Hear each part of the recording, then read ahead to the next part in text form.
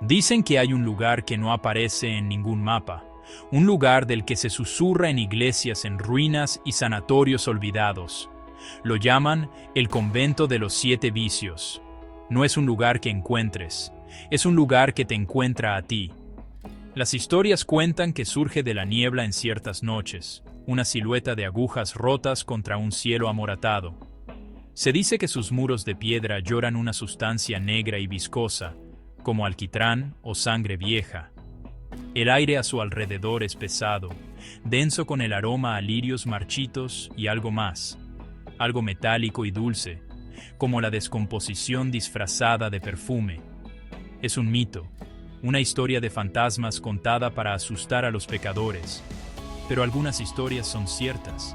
Este convento no es un santuario, es una trampa, una prisión cuidadosamente construida para almas que ya están al borde de la condenación. Las leyendas afirman que fue construido por una orden deshonrada de monjas que practicaban ritos prohibidos, buscando poder más allá del alcance de Dios. Otros dicen que es una manifestación de la tierra misma, un lugar donde la tierra es delgada y el velo entre los mundos está rasgado. Nadie que haya entrado ha sido visto de nuevo, sus nombres convirtiéndose en solo una capa más en el escalofriante folclore. El convento espera, paciente y hambriento. Es un faro para los perdidos, para aquellos cuyos deseos los han consumido, prometiendo un refugio pero ofreciendo solo un abismo bellamente decorado. La arquitectura misma es una perversión de lo sagrado. Gárgolas con caras humanas burlonas se mofan de los cielos desde los aleros desmoronados. Los vitrales no representan santos ni escenas bíblicas, sino alegorías retorcidas del sufrimiento y el éxtasis humano. La luz se filtra a través de ellos en tonos enfermizos de carmesí y violeta, pintando los pisos de losas con patrones que parecen retorcerse y cambiar cuando no los miras directamente. El silencio dentro de sus muros no es pacífico, es un silencio depredador que escucha, puntuado por el goteo de agua invisible y el suspiro del viento a través de arcos agrietados, un sonido como un último y prolongado aliento. Aquellos que son atraídos hacia él sienten una fuerza irresistible, una fuerza magnética que silencia la mente racional y habla directamente a los rincones más oscuros del corazón. Es una llamada para aquellos que han hecho un Dios de sus propios defectos. El convento promete una eternidad para los mortales, un hogar para los monstruosos. Ofrece un espejo al alma, reflejando no lo que eres, sino lo que desesperadamente, en secreto, quieres ser. Es una promesa susurrada al borde del sueño, una tentación que se siente como el destino, y para 7 mujeres, en esta noche en particular, la atracción se hizo demasiado fuerte para ignorarla. El convento las había elegido, las puertas estaban a punto de abrirse. Llegaron una por una, como atraídas por una corriente invisible. Primero llegó Ira, con los nudillos blancos y la mandíbula perpetuamente apretada. Su rabia era algo físico, un fuego que ardía justo debajo de su piel, haciendo que el aire a su alrededor se sintiera caliente y escaso. Su cabello era un desorden caótico de rizos negros, y sus ojos albergaban una tormenta que nunca cesaba.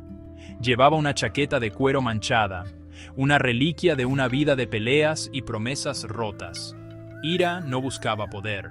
Buscaba un objetivo lo suficientemente grande como para absorber el infierno dentro de ella, un mundo que merecía ser quemado hasta los cimientos por todas las injusticias que había sufrido, reales o imaginarias. Era una explosión andante, esperando la chispa final y detonante. Luego vino lujuria, una visión de decadencia.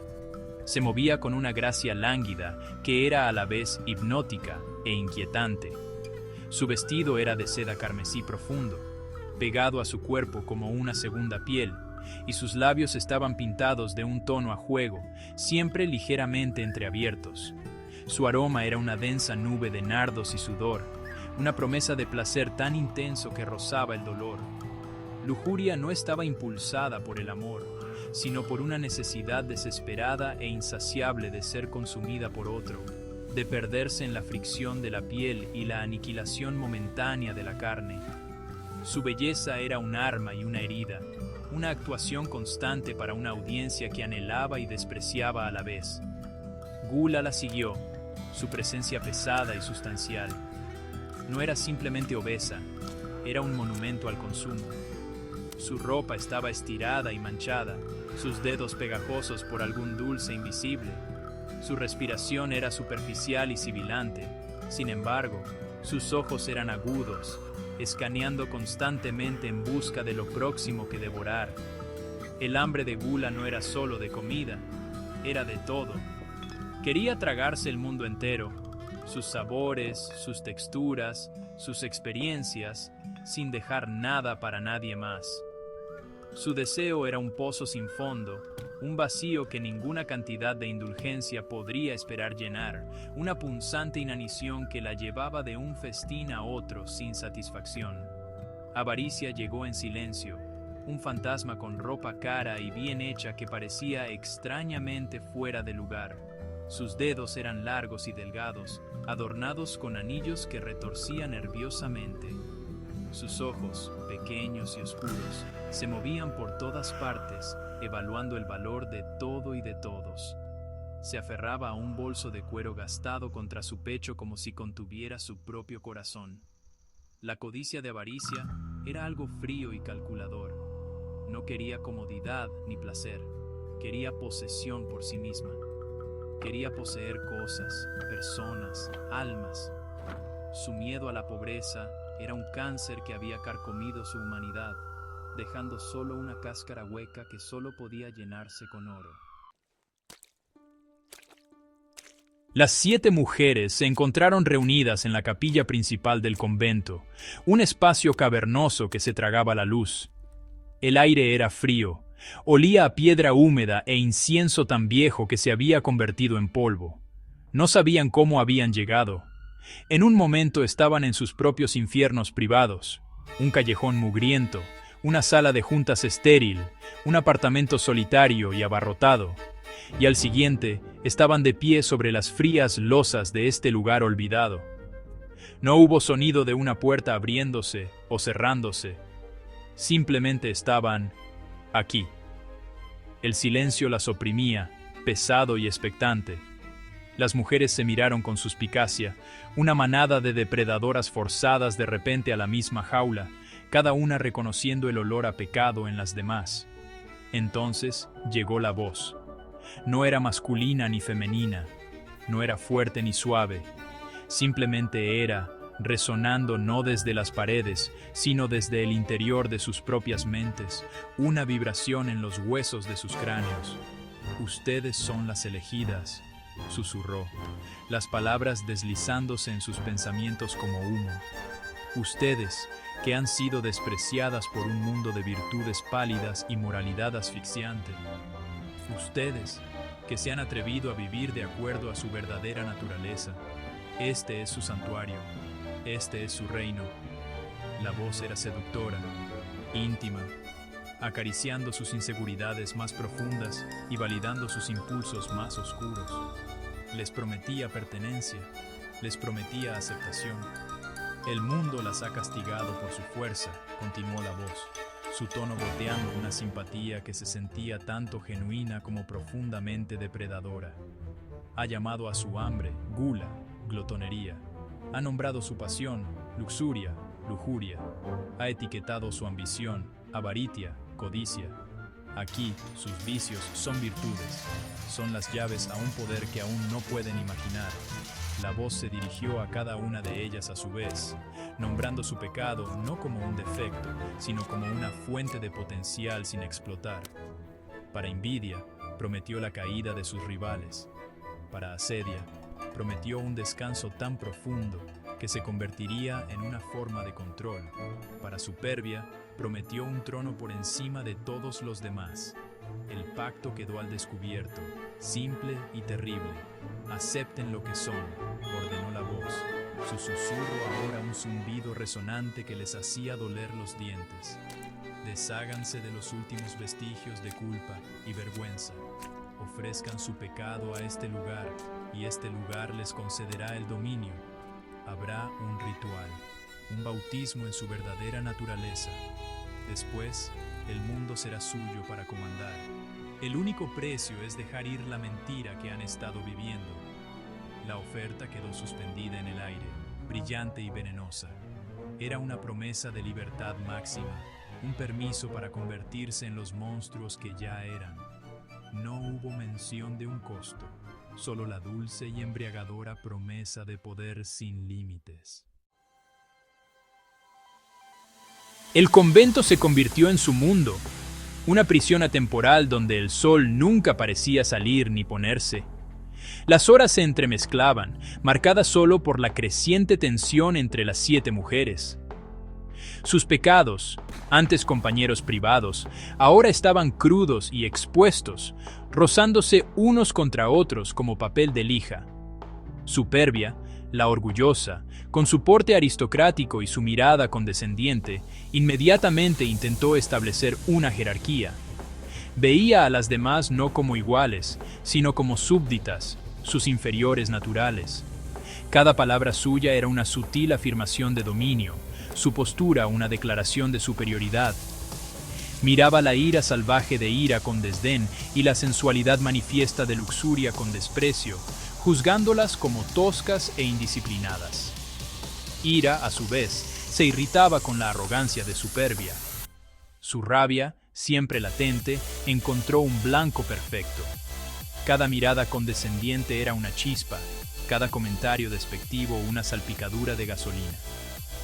¿Quién te crees que eres?, gruñía, su cuerpo enroscado como un resorte. ¿Crees que eres mejor que nosotras? La capilla quedaba en silencio, las otras observando la confrontación con una mezcla de miedo y curiosidad morbosa. Superbia simplemente levantaba una ceja perfectamente esculpida. Sufría con postura un insulto más potente que cualquier grito. El conflicto entre ellas era una fuerza física, un frente de tormenta gestándose en el aire estancado del convento, prometiendo un aguacero violento. Mientras tanto, Avaritia observaba a todos con sus ojos calculadores. No veía a los demás como personas, sino como activos o pasivos. Codiciaba la belleza hipnótica de Luxuria, viéndola como una herramienta que podía explotar. Veía los celos hirvientes de envidia y se preguntaba cómo podrían ser aprovechados para su propio beneficio. Acumulaba los pequeños y escasos consuelos del convento, un cojín un poco más suave, un trozo extra de pan duro de alguna despensa invisible, escondiéndolos de los demás. Su codicia creó una esfera de desconfianza a su alrededor, envenenando cualquier potencial de alianza. Era una loba solitaria, siempre custodiando un tesoro que solo ella podía ver, su paranoia aislándola por completo.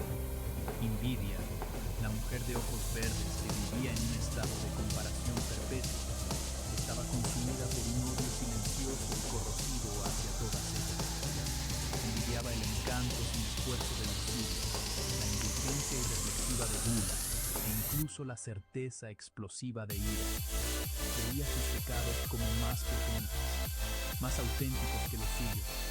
Sus celos eran un parásito, alimentándose de cada interacción. Cuando Luxuria reía, Envidia estaba segura de que se estaban burlando de ella. Cuando Superbia daba una orden, Envidia sentía el aguijón de una ofensa personal. Se movía por el convento como un fantasma. Sus susurros plantaban semillas de duda y resentimiento, volviendo a las mujeres unas contra otras de maneras sutiles. Su miseria exigía compañía. La noche del ritual llegó sin avisar. La gran campana del convento, silenciosa hasta ahora, empezó a sonar, un tañido profundo y resonante que vibraba a través de la piedra y hasta sus huesos. El sonido los arrastró de regreso a la capilla principal, donde la escena había sido transformada. Miles de velas negras parpadeaban, su luz proyectando un bosque de sombras danzantes y monstruosas. El aire estaba espeso con el empalagoso olor a mirra, sangre y algo eléctrico, como el aire después de un rayo. En el centro de la capilla, donde debería haber estado el altar, había una pila ancha y poco profunda tallada en obsidiana, vacía y esperando. La voz regresó, una presencia imponente en sus mentes. Ha llegado el momento. Concreten su pacto.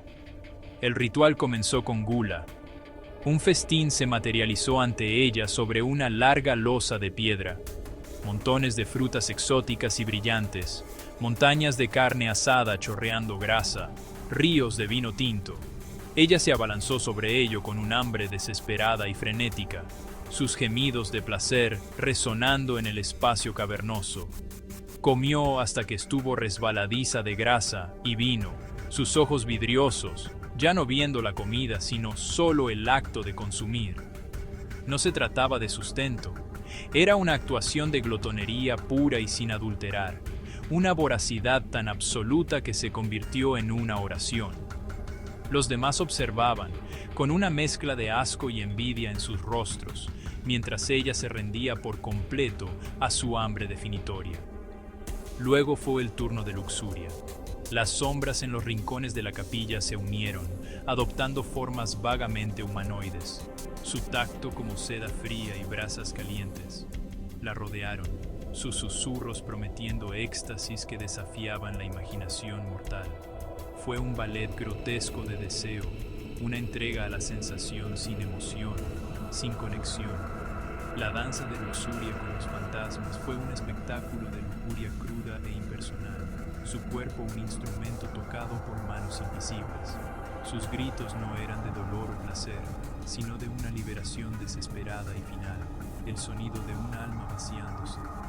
El aire se volvió pesado, cargado con una energía cruda y primal que era a la vez aterradora y embriagadora. La voz los incitó, llevándolos más profundamente a la locura. A Ira se le dio un enemigo fantasma para destruir, sus puños ensangrentándose contra las inquebrantables paredes de piedra. A Avaritia le llovió una lluvia de monedas de oro que se sentían reales al tacto, riendo mientras las amontonaba. Superbia se paró en un pedestal fantasma, recibiendo la adoración de una multitud silenciosa y sombría. Invidia observó todo, su corazón encogiéndose al ver a los demás recibir sus deseos más grandes. Finalmente, la voz les ordenó ir a la pila. Sellén el pacto con su sangre, fusiónense con su poder. Uno por uno, se cortaron las palmas con un cuchillo ritual de plata, dejando que su sangre goteara y se acumulara en la piedra negra, un sacramento de condenación. En el momento en que la última gota de sangre cayó en la pila, el convento pareció exhalar. El pacto estaba sellado. Por un instante fugaz, lo sintieron, un aumento de poder emocionante, una sensación de control absoluto. Superbia lo sintió con mayor intensidad, su postura se enderezó y una sonrisa cruel y triunfante se extendió por su rostro. Ya no era solo una mujer con un sentido inflado de autoestima, era una reina. Miró a los demás, sin ocultar ya su desprecio. ¿Lo ven?, dijo, su voz resonando con una autoridad nueva y escalofriante. Yo soy, como siempre supe, su superior. Todos se arrodillarán ante mí. Sus ojos ardían con una luz fría y blanca, el fuego de la pura arrogancia. Pero su reinado estaba destinado a ser brutalmente corto. Mientras se regodeaba en su percibida ascensión, su cuerpo comenzó a cambiar. Su columna vertebral se alargó con una serie de crujidos espantosos, forzando su cabeza cada vez más alto. Su piel, que tanto había valorado por su tez impecable, comenzó a endurecerse, volviéndose de un blanco nacarado e iridiscente, como la cáscara de la pluma de un pavo real. Sus dedos se fusionaron y afilaron en garras.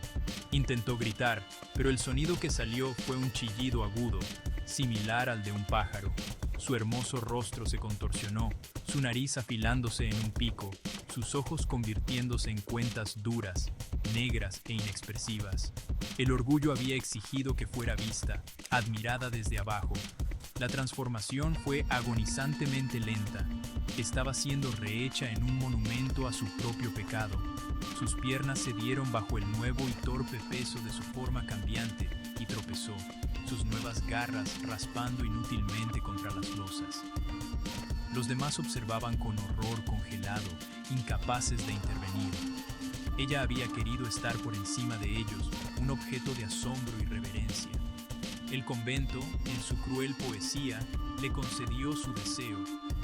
Se convirtió en una estatua, una grotesca efigie de una criatura parecida a un pavo real, con el cuello estirado en una actitud permanente de condescendencia, su cuerpo una prisión de nácar brillante e insensible. Su conciencia permaneció, atrapada dentro de la hermosa y monstruosa prisión de su propia creación. Podía ver, podía oír, pero no podía moverse, no podía hablar. Se vio obligada a ser una observadora silenciosa e inmóvil, la máxima humillación para un alma que anhelaba control y reconocimiento por encima de todo. Su castigo no fue la muerte, sino una eternidad de observación indefensa, una reina congelada para siempre en un trono de su propia carne y hueso. El primer precio había sido pagado, y la escalofriante realidad de su pacto comenzó a amanecer en los 6 restantes. El poder que se les había prometido no era un regalo, era el cebo. El horror del destino de Superbia rompió el hechizo. El pánico estalló. Pero el convento era ahora una entidad viviente, y era hora de cobrar su deuda. Gula, con el estómago aún hinchado por el festín fantasma, sintió un nuevo tipo de hambre. Era un vacío roedor y agonizante que ninguna comida podía llenar. Empezó a comer de nuevo, pero esta vez se volvió contra la estructura misma del convento. Roía los bancos de madera. Sus dientes se astillaban. Lamió la mugre de los suelos de piedra. Luego, en un acto final de desesperación, comenzó a devorar su propia carne, sus gritos de dolor amortiguados por su masticación frenética. Su castigo fue un hambre insaciable que solo podía ser alimentada por su propia autodestrucción, un cuerpo consumiéndose a sí mismo por la eternidad. Luxuria, cuyo pecado era la búsqueda interminable de sensaciones, vio su deseo concedido con brutal ironía. Sus nervios se volvieron hipersensibles. El aire fresco en su piel se sentía como 1000 agujas ardiendo. El suave parpadeo de la luz de las velas era una explosión cegadora en sus ojos. El olor a polvo y decadencia era un hedor abrumador y nauseabundo. Cada sensación se amplificó en una agonía pura e implacable. Se retorcía en el suelo, gritando, rogando por el olvido que una vez persiguió en los brazos de otros. Su deseo de sentir fue respondido con una eternidad de ello. Una sobrecarga sensorial tan completa que aniquiló su mente, dejando solo un recipiente de tormento puro e interminable. Avaritia, aferrando su oro fantasma, observó el caos con ojos aterrorizados. Las monedas en sus manos de repente se calentaron, derritiéndose en un río fundido que fluyó sobre su piel. Gritó mientras el oro líquido se fusionaba con su carne, cubriéndola con un sudario brillante y sofocante. Se vertió en su boca y ojos un torrente de lo mismo que había codiciado. Fue sepultada en su tesoro, un cadáver dorado, su codicia manifestada como su ataúd de oro. Su miedo a la pobreza fue respondido con una riqueza tan absoluta que la mató, su cuerpo convirtiéndose en la posesión definitiva e inútil que nunca podría gastar. El convento era metódico en su crueldad. La ira de ira finalmente encontró su máxima expresión. Su cuerpo se convirtió en un recipiente de furia pura e incontrolada. Su piel se abrió y llamas brotaron de su interior, convirtiéndola en un infierno viviente. Era una antorcha humana, una pira de su propia ira, gritando y retorciéndose, su fuego consumiendo todo lo que tocaba, pero nunca a sí misma. Asedio, la perezosa, simplemente se ralentizó. Sus movimientos se volvieron lentos, su respiración superficial, hasta que finalmente se detuvo por completo, congelada en su lugar, su mente un lago plácido y vacío, una muerte viviente de quietud absoluta. E Envidia, consumida por los celos, se vio obligada a presenciarlo todo. Su castigo fue observar la espectacular combinación de los demás. Para siempre la observadora, nunca la protagonista. Su envidia lo único que mantenía su alma atada a su cuerpo sufriente. Mientras el último grito se desvanecía en un gemido gutural, la voz regresó a la que quedaba. Envidia. Ella era la última testigo, su corazón un nudo de envidia fría y amarga incluso frente a tal horror. La voz era diferente ahora. El susurro seductor se había ido, reemplazado por un sonido como de piedra moliéndose contra piedra, antiguo y completamente indiferente. ¿Creíste que esto se trataba de poder? Retumbó. La pregunta una burla. ¿Creíste que tus insignificantes pecados podrían dominar los cimientos del mundo? No fuiste elegida por tu fuerza, fuiste elegida por tu debilidad. Las velas parpadearon y las sombras en la capilla se hicieron más profundas, pareciendo beber la luz. La verdad quedó al descubierto, una revelación final y brutal. El convento no era un reino para pecadores, era una granja, un matadero para el alma. Este lugar se alimenta del sufrimiento, explicó la voz, su tono desprovisto de malicia, lleno de una escalofriante practicidad cósmica. Se alimenta de la desesperación, de la agonía, del exquisito momento en que un alma se quiebra bajo el peso de su propia naturaleza. Tu ambición, tus deseos, tu dolor, son meramente sustento.